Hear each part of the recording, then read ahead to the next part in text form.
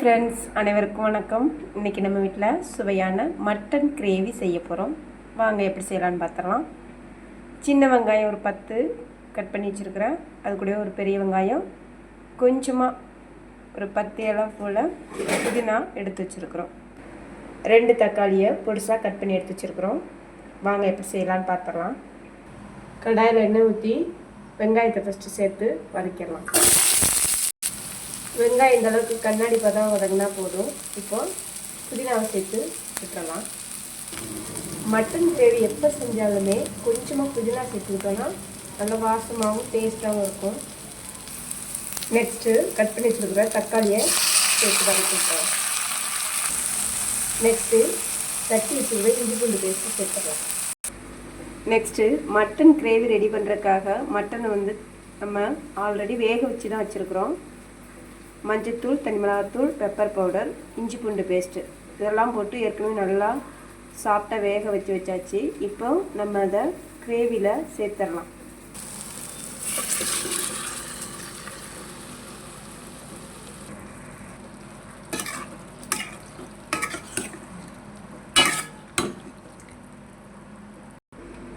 Next gravy ready பண்ணுறதுக்கு கொஞ்சமாக mutton masala எடுத்து வச்சுருக்குறேன். அதை நம்ம சேர்த்துடலாம்.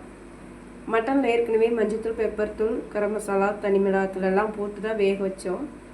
அதனால் இப்போது மட்டன் மசாலா மட்டும் சேர்த்து கொஞ்சமாக தண்ணி விட்டு நம்ம கொஞ்சம் நேரம் வேக விடலாம். மட்டன் மசாலா சேர்த்துறோம்.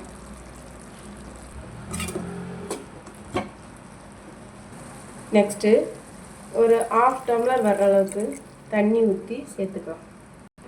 ஒரு 10 நிமிஷம் மூடி போட்டு வச்சிடலாம். 10 நிமிஷம் ஆயிடுச்சு, திறந்து பார்த்துடலாம். மட்டன் ஏற்கனவே நல்லா வேக வச்சு வச்சுருந்ததுனால சாஃப்டாக தான் இருக்குது. கிரேவி நமக்கு சூப்பராக ரெடி ஆயிடுச்சு 10 நிமிஷத்துல. இப்போ கொஞ்சமாக இதில் தேங்காய் பால் சேர்த்துக்கலாம். நெக்ஸ்ட்டு கொஞ்சமாக பெப்பர் போடும்.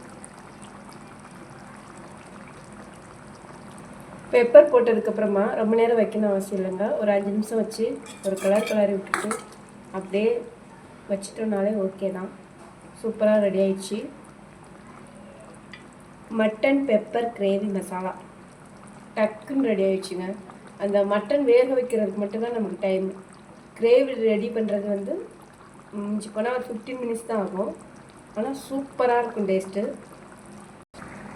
இந்த பெப்பர் மட்டன் கிரேவியை இட்லி, தோசை, சப்பாத்தி, சாதம் எல்லாத்துக்குமே சூட்டபுளாகுங்க. அவ்வளோ டேஸ்ட்டாக இருக்கும். எதில் வச்சு சாப்பிட்டாலும் நல்லா டேஸ்ட்டாக இருக்கும்.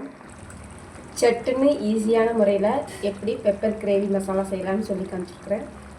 இது மாதிரி நீங்கள் செஞ்சு பாருங்கள். செஞ்சு பார்த்துட்டு எப்படி இருக்குன்னு கமெண்ட்டில் மறக்காமல் சொல்லிடுங்க. Okay bye, Tata, thank you.